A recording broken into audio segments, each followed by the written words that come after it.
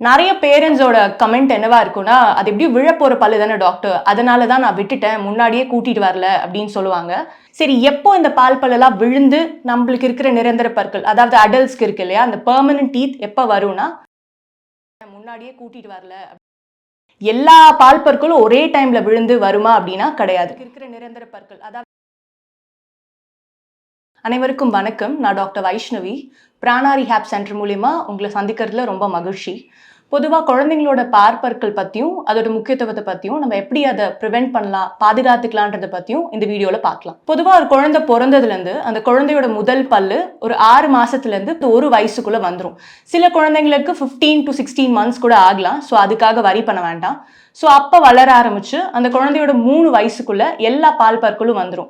மேல் தாடையில 10 பற்கள், கீழ்த்தாடையில 10 பற்கள்னு 20 பால் பற்கள் வந்துடும். சரி, எப்போ இந்த பால் பல்லெல்லாம் விழுந்து நம்மளுக்கு இருக்கிற நிரந்தர பற்கள், அதாவது அடல்ட்ஸ்க்கு இருக்கு இல்லையா, அந்த பெர்மனன்ட் டீத் எப்போ வரும்னா, அந்த குழந்தையோட 6 இல்லை 7 வயசுல தான் அந்த பால் பல்லு முதல்ல விழுந்து ஒரு பெர்மனன்ட் பல்லு வரும். எல்லா பால் பற்களும் ஒரே டைம்ல விழுந்து வருமா அப்படின்னா கிடையாது. அந்த குழந்தையோட 6 வயசுல ஆரம்பிச்சு 12 வயசு வரைக்கும் ஒரு பால் பல்லா விழுந்து நிரந்தர பற்கள் வரும். ஒரு பல்லுக்குமே ஒரு குரோனாலஜிக்கல் ஏஜ்ன்னு இருக்கு. அதாவது இந்த வயசுல தான் விழுந்து இந்த வயசுல தான் அந்த பெர்மனன்ட் பல்லு வரும்ட்டு. ஸோ அந்த இடைப்பட்ட காலத்துல பால் பற்களை பாதுகாக்கிறது ரொம்ப ரொம்ப ரொம்ப முக்கியம்.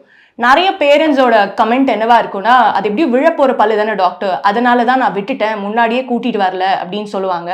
ஆனா நம்ம பால் பற்களை பாதுகாக்கிறது ரொம்ப முக்கியம். ஃபர்ஸ்ட் ரீசன் ஏன் அப்படின்னா, அதுதான் அந்த குழந்தையோட growth phase, அதாவது வளர்ச்சிக்கான ஃபேஸ். ஸோ அந்த ஃபேஸில் அந்த குழந்தை சாப்பிட்ற சாப்பாடு ரொம்ப முக்கியம். அதுக்கு பற்கள் இருந்தால் தான் நல்லா மென்று சாப்பிட முடியும். ஒருவேளை அந்த பற்கள் ஏதாவது வலியோ இல்லாட்டி சொத்தையோ இல்லாட்டி அந்த பல் விழறதுக்கு முன்னாடியே அந்த பல்லை எடுக்கிற மாதிரி சூழ்நிலையோ வந்துச்சுன்னா அந்த குழந்தைக்கு போய் சேர வேண்டிய ப்ராப்பரான நியூட்ரிஷன் போய் சேராமல் இருக்கிறதுக்கும் சான்சஸ் இருக்குது. செகண்ட், அந்த டைமில் அந்த குழந்தை அவங்க ஃப்ரெண்ட்ஸோட விளையாடுறப்போ இல்லாட்டி அவங்க ஸ்கூலுக்கு போகிறப்போ முன்பற்கல்ல ஏதாவது சொத்தை இருக்க சமயத்தில் அந்த குழந்தையோட கான்ஃபிடென்ஸும் லோவர் ஆக சான்சஸ் இருக்கு. ஸ்லீப் சம்டைம்ஸ் டிஸ்டர்ப் ஆகலாம். சம்டைம்ஸ் அந்த குழந்தையோட சோஷியல் கேப்பபிலிட்டிஸ், அதாவது முன்பற்கள் சொத்தையா இருக்கிறதுனாலே அந்த குழந்தை யார்கிட்டயும் பேசாம ரொம்ப சைலண்டா இருக்கவும் சான்சஸ் இருக்கு.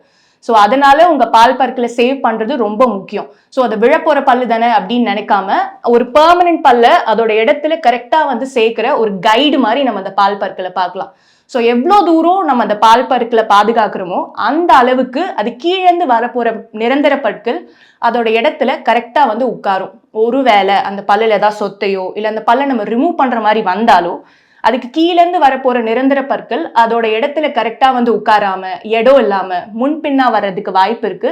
சில சமயங்கள்ல அந்த பல்லு வராம போகிறது கூட வாய்ப்பு இருக்கு. ஸோ அதனால உங்க பால் பற்களை மெயின்டைன் பண்றது, ஏதாவது சின்ன சொத்தை வந்துச்சுன்னா கூட உடனே அதை போய் ட்ரீட் பண்ணிக்கிறது ரொம்ப ரொம்ப இம்பார்ட்டன்ட். சரி டாக்டர், எப்படி ட்ரீட் பண்ணிக்கலாம் அப்படின்னா, அந்த குழந்தை பிறந்ததுலேருந்து, அதாவது ஒரு நியூ பார்ன் பேபி அப்பயே ஒரு வாட்டி பிரெஸ்ட் ஃபீட் பண்ணதுக்கு அப்புறமும் அந்த குழந்தையோட தாடைய ஒரு கிளீனான முஸ்லின் கிளாத் இல்லைன்னா காட்டன் கிளாத் வெட் ஆக்கிட்டு அதை வைப் பண்றது ரொம்ப முக்கியம். ஏன் அப்படின்னா, நிறைய ஒரு 2, 3, 4 வயசு குழந்தைங்களுக்கே முன்பற்கள் ஃபுல்லா சொத்தையா கருப்பா அரிச்சிருக்கும். அந்த சொத்தை பேரே நாங்க வந்து நர்சிங் பாட்டில் கேரிஸ்ன்னு சொல்லுவோம். ஸோ அது வர்றதுக்கு முதல் முக்கிய காரணமே நம்ம பால் கொடுத்துட்டு அப்படியே தூங்க வைக்கிறதோ இல்லாட்டி ஃபீடிங் பாட்டிலோட அப்படியே தூங்க வைக்கிறதோ தான் முக்கியமான காரணம். ஸோ ஒரு வாட்டி பால் கொடுத்ததுக்கு அப்புறமும் அந்த குழந்தையோட தாடையை வைப் பண்ணி விடுற மூலியமாகவும் இல்லாட்டி ஒரு வாட்டி நீங்க பாட்டிலில் ஃபீட் பண்ணதுக்கு அப்புறமும் அதே பாட்டிலில் தண்ணி கொடுத்து அந்த குழந்தைய தூங்க வைக்கிறது மூலியமாகவும் முக்காவாசி இந்த சொத்தையில இருந்து உங்க குழந்தைய நீங்க பாதுகாக்கலாம். சோ இந்த வீடியோல நம்ம எதனால பால் பற்களை பாதுகாக்கணும், அதோட முக்கியத்துவத்தை பத்தி பார்த்தோம். எப்படி நம்ம அதை மெயின்டைன் பண்ணலாம், எப்படி அதை பிரஷிங் டெக்னிக் என்னன்றதை நெக்ஸ்ட் வீடியோல பார்ப்போம். நன்றி, வணக்கம்.